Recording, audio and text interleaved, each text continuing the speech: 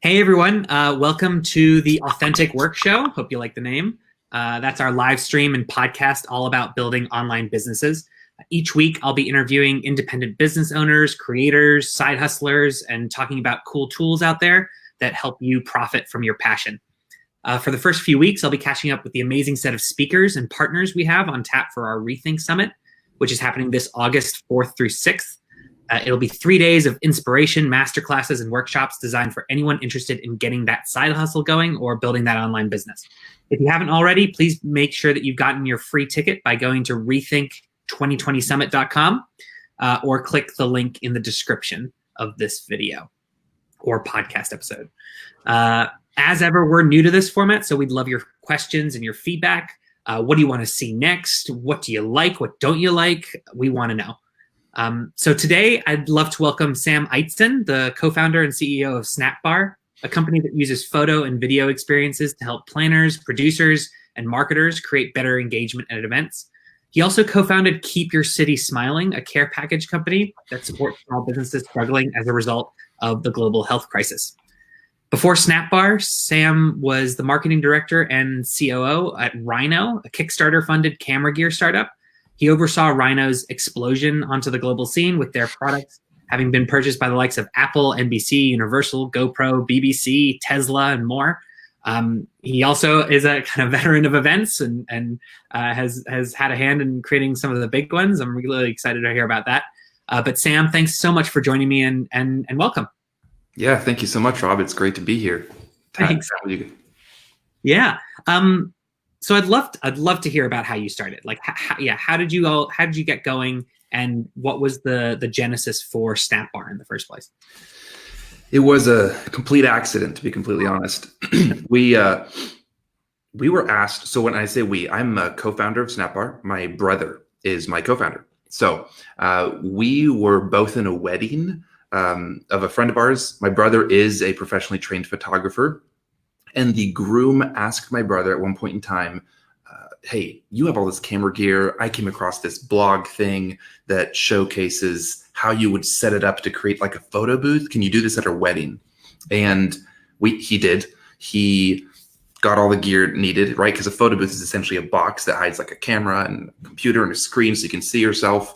And funny enough, the groom's brother happened to be a carpenter, like a general contractor, and he could build things, and built this beautiful, granted, it's massive and we've refined it over time, but it was this big wooden box that held and hid the camera, the cords, the flash, all these things. Set it up at the wedding, had a great time. Of course, we knew a ton of people at the wedding because we were friends with the groom and a lot of his friends, and that was it. Like, end of story. The groom's brother said, hey, take this wooden box back home with you. I don't need it. Ended up in my garage. And over time, some friends would say things like, hey, you're coming to the party on Saturday, right? Can you bring that wooden box, the photo box, whatever they wanted to call it. And that was the kind of the genesis of us even having a clue that you could like run a business in it. We didn't charge our friends money. And eventually it got so annoying that they would ask us that we started saying, hey, yes, we could, but it's going to be $99 because X, Y, Z. And that slowly turned into like random people connecting with us via Facebook saying, hey, I'd like it for my wedding. And I distinctly remember the first time we got the very first request from someone. He had no clue who they were.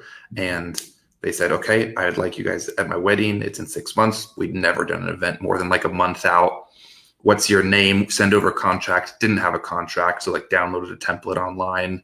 And we got sent a check before we even had a business account. And it was written out to the Snapbar, which is the name of our Facebook page. We didn't have a website at the time. And we had to create a business and a bank account called the Snapbar because that was the name of our Facebook page to deposit this check. And that's the accidental story of how we started. Wow. I love the idea of having the money in the account. Yeah, it was great. It was $300, and we thought that was just, that was a lot of money, right? Because we'd only ever charged like $99 or $50 or something like that. And we had full-time jobs at Rhino at the time, and we both worked there at this other startup. And Yeah, it was like this weird thing that just kind of happened. And over time, and we didn't shut it down, and we just kept saying yes to the occasional weekend gig because we were only busy during the week.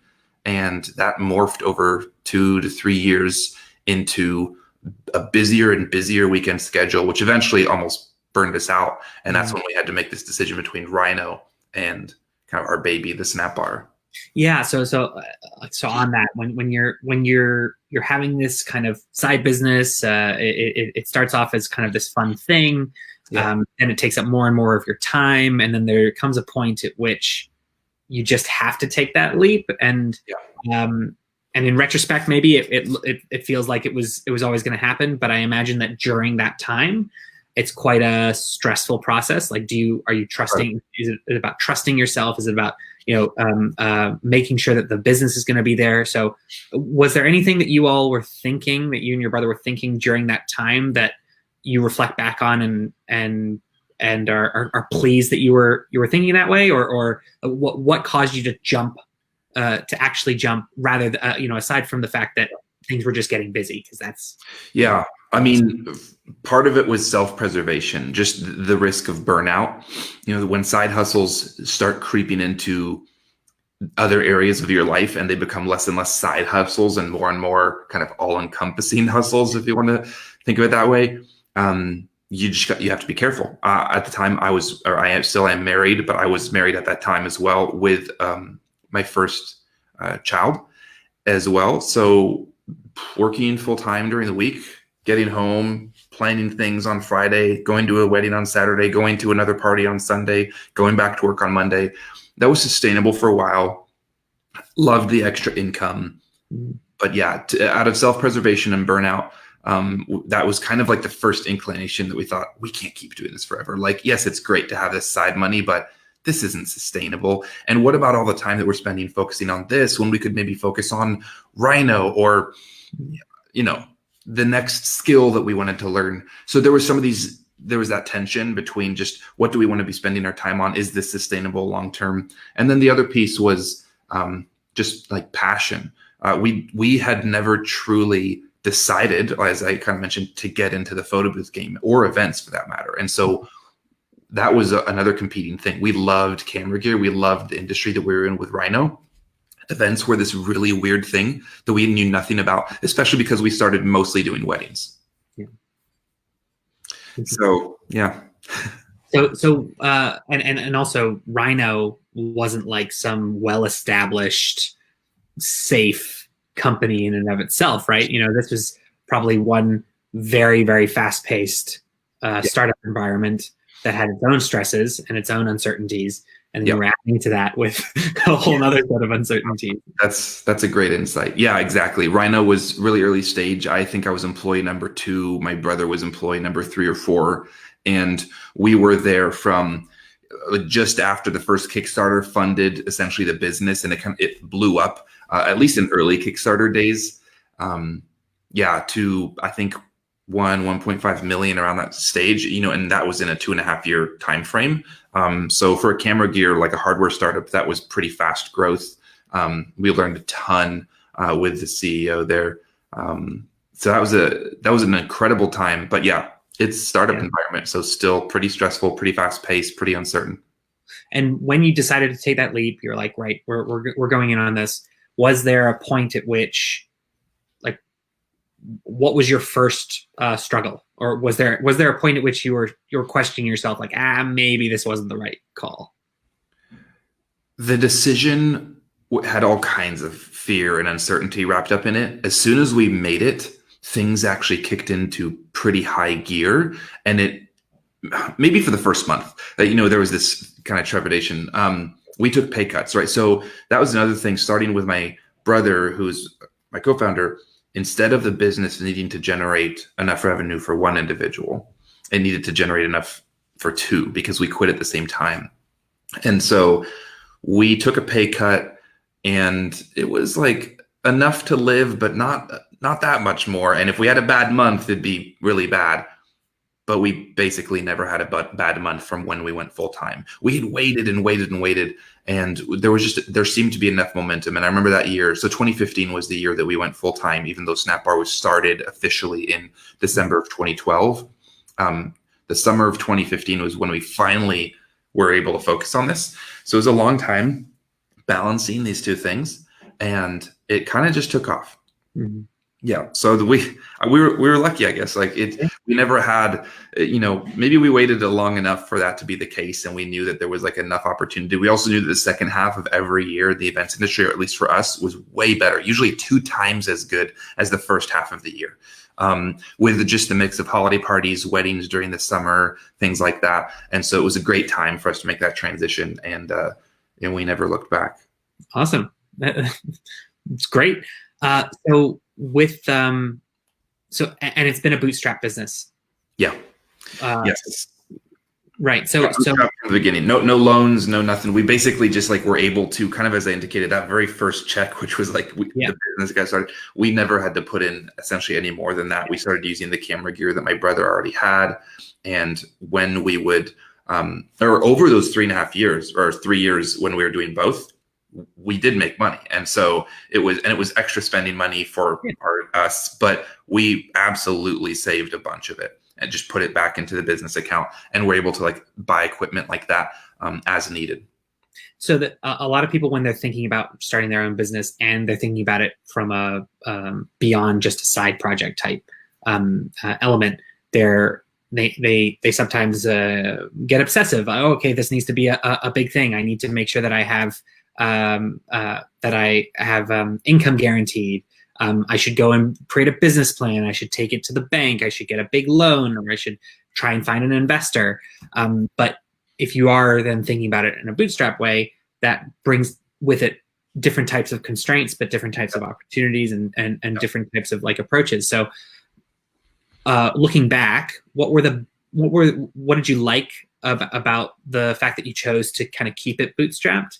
And is there anything that you didn't like about that, or were there any drawbacks to that? Yeah, I think so. I mean, both really. So I really liked the freedom and the fact that we did not owe anyone anything. So we could build what we wanted to build on our own time. That can be a bad thing if you don't have maybe the structure to move quickly and reinvest properly. But for us, it was great. We enjoyed having that freedom. The limitations, though, were pretty obvious. When we were growing and really needed extra help, or we needed to make another hire, it's always a little bit more stressful when what you see in your bank account and the business bank account is and there's no extra round of financing or credit line. And of course, we could probably have pursued some of those things if we ever needed to, but we definitely operated within those constraints. And so again, it forced some stress, maybe some interesting kind of questionable decision making at the time. I think we probably should have hired faster and trusted in the growth more. So it ended up making my brother and I very conservative in our growth, which isn't a bad thing.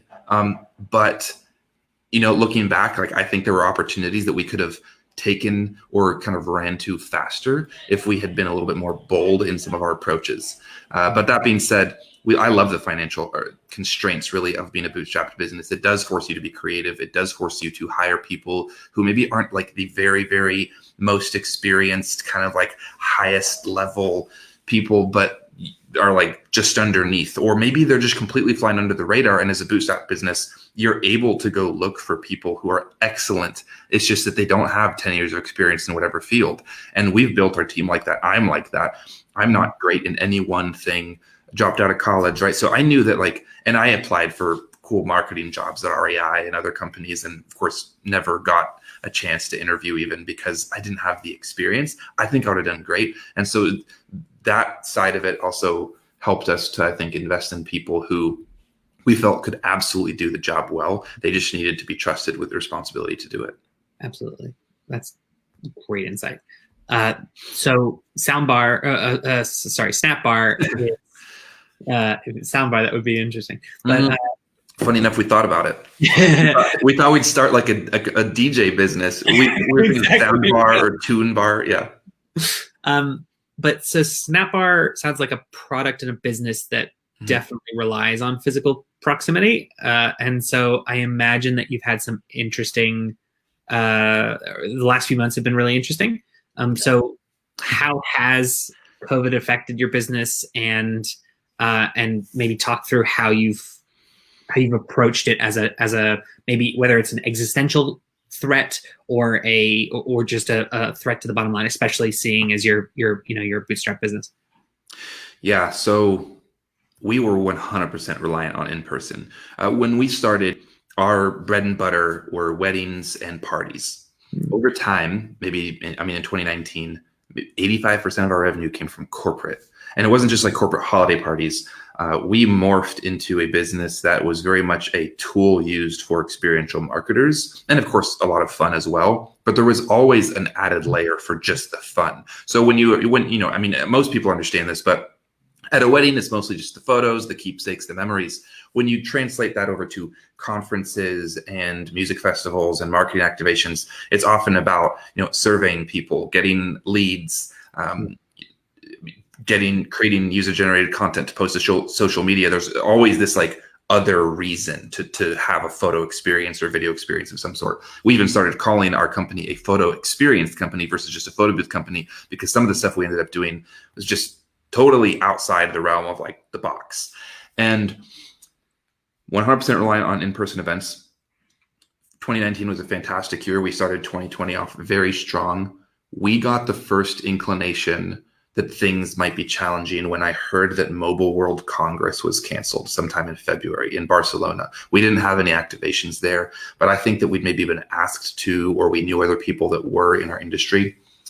Then, and our next big series, like the really big gathering, was South by Southwest. And I can't remember. I think that was good. Is that scheduled for March or April? I'm pretty sure. Right. So I heard, I don't know. I saw some little post on LinkedIn or some news thing like, will South by be canceled? Mm-hmm. And I immediately thought like, oh, please no. Like we had a lot of stuff at South by, and sure enough, it ended up happening. We went away as a company for a retreat in the very beginning of March, like the 5th through the 7th, and completely unrelated to what was about to happen. Our focus and theme was change. And when we got back on the 7th or 8th, it was just like the floodgates opened for cancellations. In the span of about a month, we lost maybe like 6 months of 3 to 6 months of revenue. I mean, all future sales just fell off a cliff. We ended up owing a lot of people money and having to process so many refunds because according to our contracts, if we hadn't performed any work and your event was further out, we owed you your deposit back. So we ended up sending out tons of deposits. So we went from 100 to 0 really quickly and ended up bleeding like hundreds of thousands of dollars in cash every month. Now I can say that looking back. At the time, it was just like, what's going on?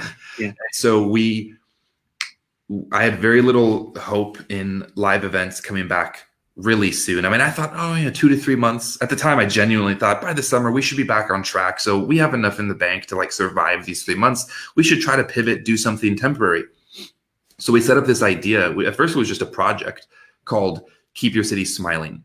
And it was a way for us to do whatever we could to maintain our staff, like to have our staff stay working for this bumpy period that I thought might be resolved by June, July.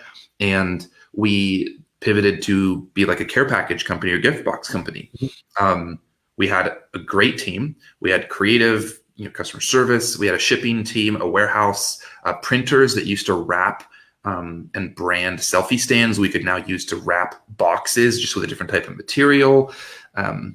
So we thought, okay, this works. And at first it was just a gift box idea. Then it kind of morphed into, no, let this be a gift box care package company that specifically helps small businesses who are struggling as a result of lower tourist visits, basically no foot traffic in the street. So all these like small shops and stores in the hearts of these various cities that we were located in as the snack bar, we thought we could help. And that's what we did. And the project blew up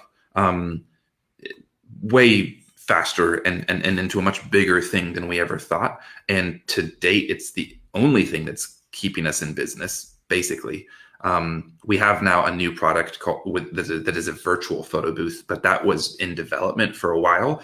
And that business is now like the only reason we're still around, to be honest, because that 3-month bumpy road period, I ended up being completely wrong about. And that became more and more obvious as every week went on, that this was going to be a lot longer than 3 months for the live events situation to come back. And Keep Your City Smiling is that pivot in a way. Keep Your City Smiling is that pivot. So we started selling. Our first idea was we're going to sell to the consumer. We're going to have these cool gift boxes that support small business, and each box is going to be called something like "Keep Seattle Smiling," "Keep Los Angeles Smiling," "Keep New York Smiling." We did some limited edition boxes for healthcare workers, for like Mother's Day, Father's Day were easy, all of which support small businesses. Most of these businesses, 1 to 5 people. I mean, very small. Some of them like small, and easily under like the 25 employee range, all local to these cities that we were trying to kind of, I guess, help or just reinfuse. And what ended up happening, I mean, most of the revenue now for Keep Your City Smiling is that, and we're kind of repivoting Keep Your City Smiling, not drastically, but more and more towards corporate gifting, because most of the revenue has come from large organizations that we used to work with as SnapBar, to order like bulk care packages for their teams, all while supporting the small businesses that those individuals who work in Seattle or Portland or New York or Austin used to frequent, used to visit, used to buy from. And of course, now with various stay-at-home orders being in place, or some of those places just like the stores not opening up, it was a way for us to do that. So yeah, it's been weird getting into corporate gifting in that sense, and trying to kind of like position ourselves as not just corporate gifting, but like meaningful corporate gifting, that not only will people on teams like these boxes and these care packages, and even virtual event packs, actually, which is something that we just launched, but that it also is helping. And when Microsoft orders like a bunch of boxes, we have heard, I mean, I won't say, like, we've heard from some small businesses that this order is enough to keep me in business for 2 months. They've never had, as a small business that makes like craft chocolate or craft coffee, like over 1,000 orders in one go, like, exactly. And so it was been pretty incredible to start working with some of these small businesses, and seeing how much it impacts them. And our team loves it, because while photos are fun, and they really are, being able to like help other people that are going through a tough time has been super rewarding. Something that we just had never had happen, or I don't know. It's been really cool. Yeah. It's also nice because yes, it's a pivot. It's a business pivot. It means that you can keep your staff on, which I imagine was initially your biggest focus. Yeah. It is directly relevant to the issue that is preoccupying everybody's time, and it's also redirecting funds from those who aren't doing poorly to those who are, and being that kind of fulcrum effect. I mean, I think like that's it's just, in retrospect, obviously, it just seems like a very elegant pivot. I imagine that during the period, you maybe weren't feeling that, but no, it was chaos. It was good chaos, but it was, I think when we first announced it to our team on the 16th of March, we launched the website and started selling boxes on the 19th of March. Yeah. So we basically worked around the clock for 3 days to launch it as quickly as possible. Wow. And I think to date have done just over like 500,000 in 3 months. And of course, like I think 250 or 300,000 of that has been paid out to small businesses. So it's not going to change anything drastic, but it's cool. Yeah. Especially from where you were at your retreat. Yeah. That was very, that was funny. Yeah. So I'd love to kind of get a little bit into your mindset, just as an entrepreneur in general. I think a lot of people, especially if they're thinking about taking that leap or starting that side gig or what have you, there's a lot of hesitancy. There's a lot of imposter syndrome. There's a lot of concern that if I'm not going to do it perfectly, I might as well not do it at all. So so when and I know that you have an interest in seeing other bootstrap businesses develop. Are there elements of the mindset of someone that when you talk to them and if they're going through these kind of struggles that strike you as, no, these are exactly the types of attributes that you need to lean into, that maybe you don't realize? Like, what are the common things that people who would be great at starting their own business commonly have that stand in their own way? I think, yeah. I mean, it's one of the things I love about bootstrap businesses is that growth isn't necessarily the main focus. I think that we focus far too much on growth, and especially rapid growth, and far too little on people and impact. And I don't mean like just for social, kind of like socially minded businesses who have in their core, like in their DNA, this concept of giving back. I mean, photo booths aren't this like novel kind of, business idea, but a bootstrapped business, I think a focus on people is just so incredibly important. And it's just very obvious when it's not there. I think corporate America struggles with this.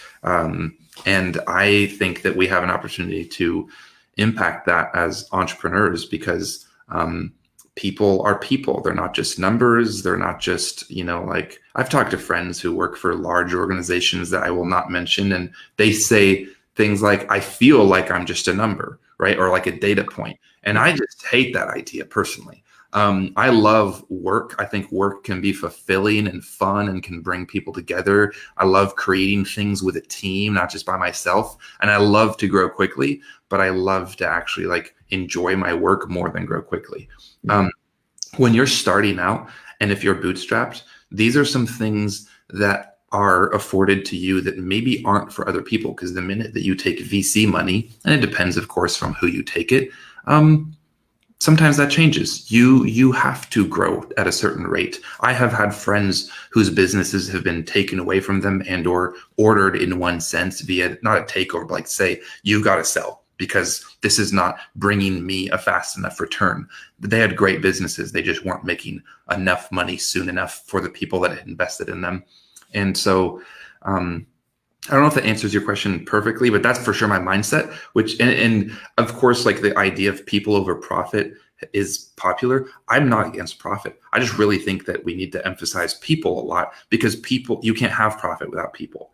I guess that's not true anymore. There's plenty of solopreneurs, but really, like, I don't believe in the idea that anyone is self-made, right?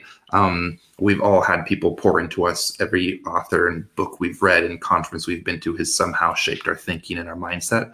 And so that's for sure one of the big things that I hope that small business owners and entrepreneurs can think about, which is like, if you care a lot about people, I think you can do great things. You don't have to be great at developing. I mean, I don't know. You don't have to be the expert in something. If you're great with people, you can usually find the experts and build something pretty fantastic. Yeah, I think that's a great takeaway. I think a lot of people think, well, if I'm going to be working for myself, I need to be good at all the things. And it's like, no. If you're just a really good gauger of people's abilities and then cheerleader of making sure that they have the tools that they need, that's that's a lot more important. When you are, especially when you're running a business, especially maybe when the entire business basically falls out in front of you, and you're at the head, you're at the top. Entrepreneurship can be pretty lonely sometimes. And so I'd love to kind of hear a bit about what you think, about that, and how do you stay motivated? What keeps you motivated, aside from obviously all the wonderful people? But yeah, do you find that that's challenging? Yeah, I mean, it's hard to. So what I just said about like this valuing people, like, even I struggle with that. I mean, at the end of the day, sometimes I look at a bank statement, or I look at the numbers, or I look at whatever we're doing, and I think, oh my goodness, it'd be so easy if I could start over, or it'd be so easy if I got out of this industry and did something new. I wrestle with those feelings all the time. So definitely not like some perfect model on some of these things. But yes, it is lonely to be an entrepreneur, a founder. I think my brother, we talk about it a lot. Whether it's true or not, there's just this sense that, oh man, no one really understands what it's like to be me. And that's not true, because plenty of people do and have gone before us. But yeah, I definitely, and personally, I'm an internal processor. I like my space and to think and, by myself. And so that can be challenging. The wrestling with that and feeling like, especially in a time like this where things are pretty tough. And of course, this pivot has gone well, but thinking I'm responsible for these people's jobs and livelihoods, that's incredibly stressful. When nothing seems to be going well in the world of events. For a while, when the pivot was like going well, but it was just kind of challenging, and we were running into all the bugs that you normally would when you first spin something up. I thought, there were plenty of days I thought, we could have just kind of gone into hibernation, would have been fine, just waited it out. We'd saved up, and we were told that there were great government benefits. We could have just said, hey, everyone, I have lots of friends that have done this. So many of my competitors have done exactly this. But I'm glad we didn't. Yeah, you just kind of, I guess, deal with those things. I was talking to my wife yesterday, and she was saying, because I was expressing some of these things actually not related to this talk or even specifically some of the stuff we've been discussing. And she said, well, maybe you should just take a break or something like that. And I said, yeah, except that I feel like it feels like this is what I should be doing. Like there's some times in life where things are just really hard and you need to keep working at it. I highly doubt anyone in basic training or SEAL training or something like this thinking this is great and fun. No one is thinking that, and they're just having to work and work and work and work and slog through it till the end. And that's kind of how business feels right now to be in events, personally for me. So it's been a pretty exhausting 3 months, but also very rewarding in some ways.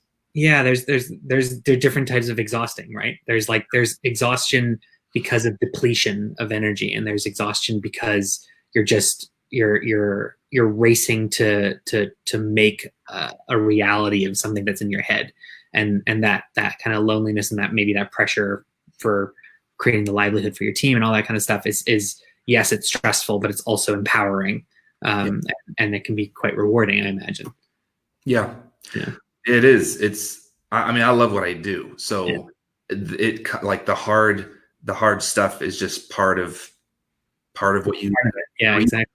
Right. It's the part of the job description of a founder or of a CEO, like of any good leader. It's pretty sad. It's pretty sad that there seems to be so much disconnect between some leaders at some large companies and the actual company. It's just kind of depressing when you see all these bankruptcies, and then you look at one of the line items in the bankruptcy filings are massive bailout, or not bailout, like bonuses. Yeah. But you worked with all those people. It's tough, So I'm glad that I'm not in that situation. I like being connected to the people that I work with, and I like feeling like they're kind of in the trenches with me. Cool. Well, so last kind of question that I have or areas is just about how you work, and like how you work best. So everyone loves checking out random tools.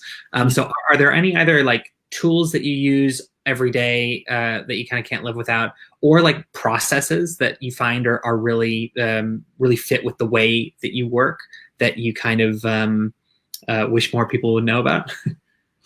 Yeah, I think personal habits and routines are incredibly important. They've been tough to maintain during these past 3 months for me, so I'll be honest about that. But those are kind of like my go-to. In terms of tools, I use a smattering of tools. Evernote is a huge one.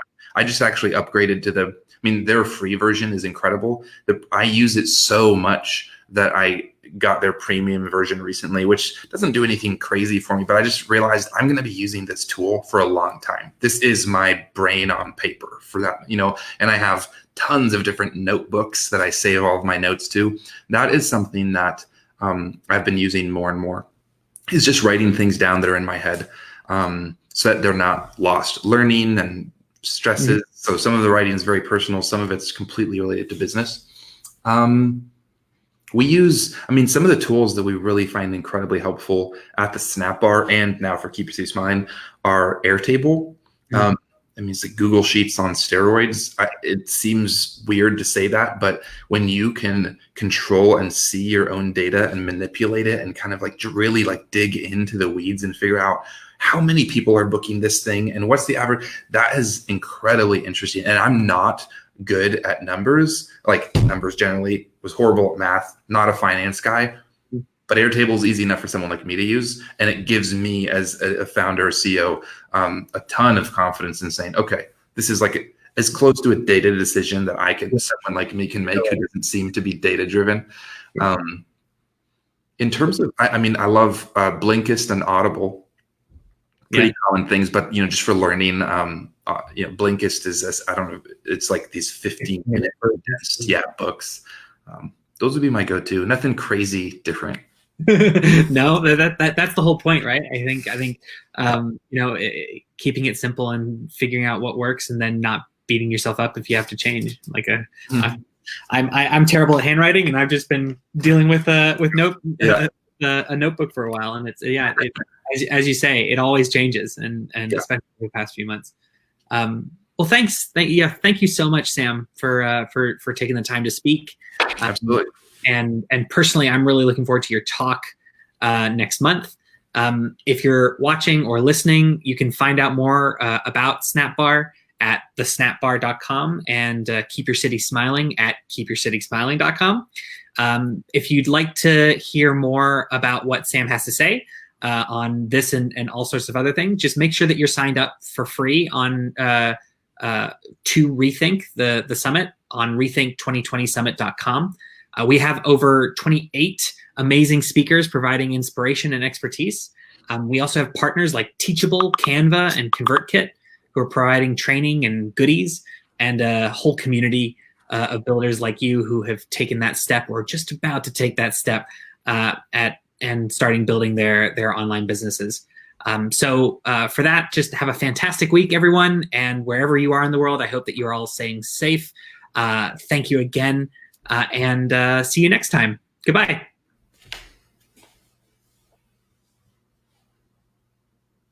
Thanks so much, Sam.